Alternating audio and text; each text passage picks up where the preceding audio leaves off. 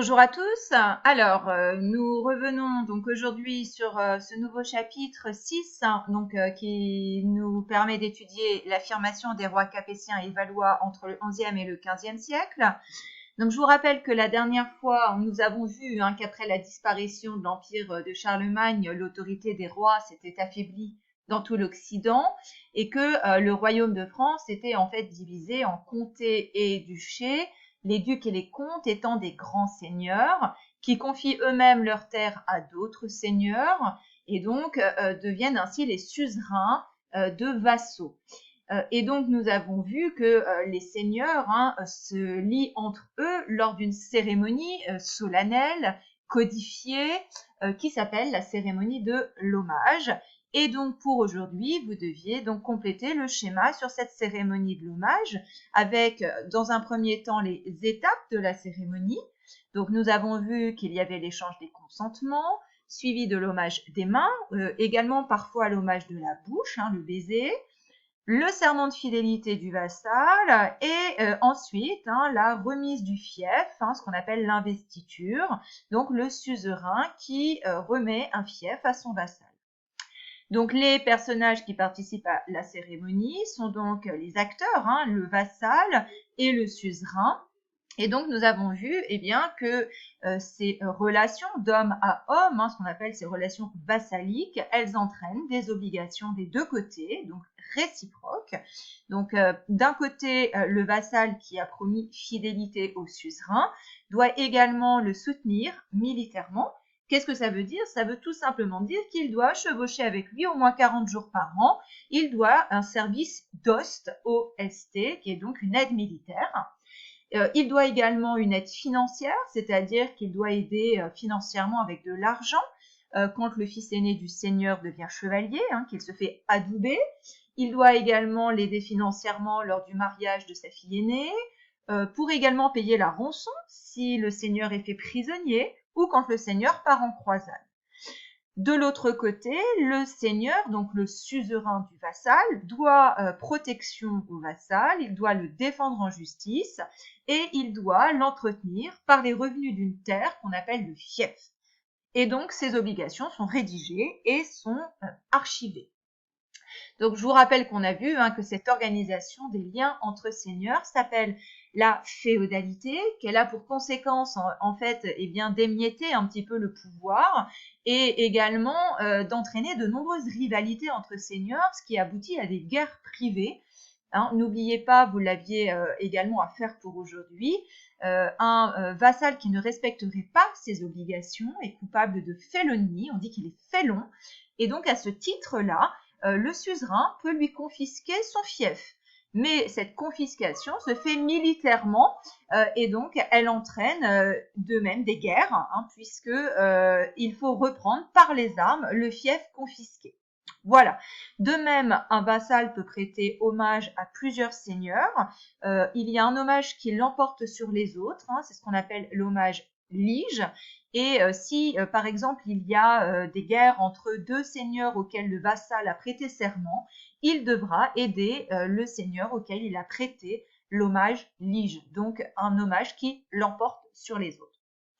Alors, aujourd'hui, nous, on va commencer véritablement à voir comment les rois ont réussi à affirmer leur pouvoir à la tête du royaume de France. Donc notre chapitre court sur une période assez large qui va du XIe au XVe siècle. Vous pouvez voir sur cette frise chronologique qui est page 11 les dynasties qui se succèdent à la tête du royaume de France à cette époque, puisqu'on va voir que les Capétiens succèdent aux Carolingiens et ensuite à l'issue d'une crise dynastique, c'est-à-dire que le fils de Charles IV meurt sans héritier et il va y avoir une crise dynastique, donc ensuite il y aura ce qu'on appelle la dynastie des Capétiens-Valois. Et je vous rappelle qu'une dynastie, c'est la succession sur le trône de rois de la même famille. Donc voilà pour les repères chronologiques. Et puis ici, vous avez donc deux cartes qui vous montrent le royaume de France en 1080 et le royaume de France en 1483. Si vous voyez que les frontières du nord et de l'est du royaume de France restent à peu près fluctuantes et inchangées, c'est-à-dire qu'en fait, véritablement, c'est sous le règne de Louis XIV que les frontières du royaume de France vont un peu plus ressembler à celles d'aujourd'hui. En fait, ce qui nous intéresse, nous, c'est surtout de voir ce qui se passe dans le royaume, puisque vous observez qu'il y a notamment en violet le domaine royal. Le domaine royal, c'est en fait les terres sur lesquelles le roi exerce son autorité véritablement. Et vous remarquez bien que ce domaine royal, il a considérablement évolué puisqu'il s'est agrandi entre le XIe et le XVe siècle. Donc il faut faire attention à différencier le domaine royal, donc qui regroupe les terres dont le roi est propriétaire et donc dont il perçoit des impôts, et le royaume de France qui est dirigé par le roi, mais qui est composé de grands fiefs appartenant au seigneur. Donc, nous enchaînons sur le grand B que je vous laisse noter dans votre cahier, la faiblesse des premiers rois capétiens. Capétien, pourquoi? Puisque c'est un roi qui s'appelle Hugues Capet, qui monte sur le trône en 987, qui va donner son nom à une nouvelle dynastie, donc la dynastie des Capétiens. Alors, le couronnement, l'avènement du Capet, c'est important quand même qu'on s'y arrête. Déjà, vous avez ici la petite trace écrite à recopier, puisqu'en 987, le dernier roi carolingien qui s'appelait Louis V et qui avait 20 ans meurt sans descendance. Et donc, les grands seigneurs du royaume se réunissent à Senlis. Donc, Senlis, vous pouvez voir, c'est au nord de Paris. Et dans le document qui est page 112 de votre manuel, le document 1, vous avez un résumé, un compte-rendu de ce qui s'est passé. Compte-rendu qui est assez intéressant parce que celui qui l'écrit vit au moment des événements qu'il raconte, il est contemporain des événements, c'est un moine qui s'appelle Richer, et c'est la seule source que nous avons pour le règne du Capet. Et donc, Hugues Capet, c'est en fait un duc, donc il a un duché, donc en fait c'est un seigneur, un grand seigneur comme les autres. Et donc il va être élu par les autres grands seigneurs. Donc c'est une arrivée au pouvoir qui est véritablement inhabituelle, puisqu'auparavant c'était le fils aîné qui montait sur le trône à la mort de son père. Or là, Hugues Capet est élu. Il est élu par ses pairs, les pairs, alors P-A-I-R-S, c'est-à-dire par des hommes qui sont égaux, puisqu'ils sont également seigneurs comme lui. Qu'est-ce qui fait la différence et pourquoi c'est lui et pas un autre? Eh bien, parce qu'en fait, il a le soutien de l'Église. Il a le soutien de l'Église, ce qui explique qu'il soit choisi, donc élu, pour monter sur le trône. Donc, Hugues Capet donne naissance à une nouvelle dynastie, celle des Capétiens, puisque la même année, il va faire couronner et sacrer son fils, donc en même temps que lui. Donc, vous avez ici la carte donc du royaume de France à l'avènement du Capet, et vous observez, je l'ai entouré en rouge, que le domaine royal, donc ces terres sur lesquelles le roi exerce son autorité, donc il est tout petit, ce domaine royal. Il s'étend globalement sur une partie de l'Île-de-France actuelle. Il comprend 3 villes principales. Au nord, Senlis. Ensuite, vous avez Paris au centre et vous avez Orléans au sud.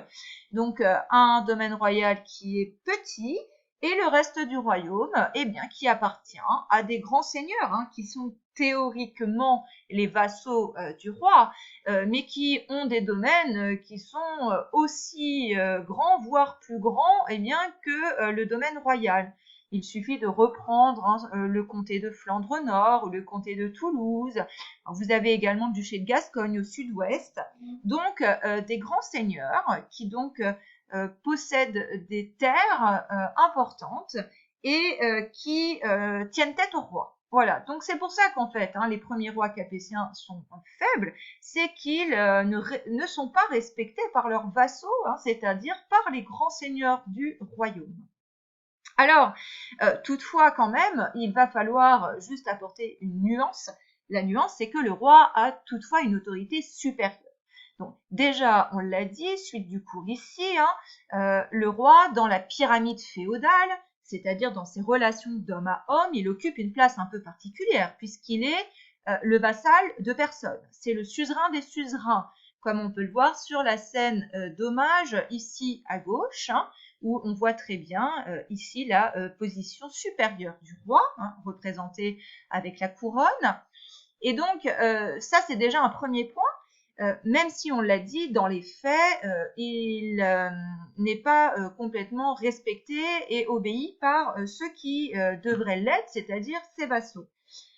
Ce qui va surtout être intéressant de remarquer, c'est que le roi, il a une autorité supérieure également, et bien parce qu'il est sacré. Et ça va être tout le travail que vous allez devoir faire, hein, donc sur la fiche que je vous joins à cette vidéo, qui est la fiche numéro 2. Vous allez identifier les différentes étapes de la cérémonie du sacre, hein, qui a lieu à Reims, et vous allez devoir expliquer en quoi cette cérémonie donne une autorité morale supérieure au roi. Vous verrez également que lors de cette cérémonie, des objets, ce qu'on appelle les insignes du pouvoir royal, sont remis au roi et il faudra les identifier et expliquer leur signification. Voilà. Donc on se retrouve lundi pour une petite classe virtuelle afin de faire le bilan de justement cette partie, cette sous-partie de notre chapitre sur les premiers Capétiens des rois faibles. Donc je vous fais confiance pour faire un travail sérieux ce week-end et je vous dis à lundi.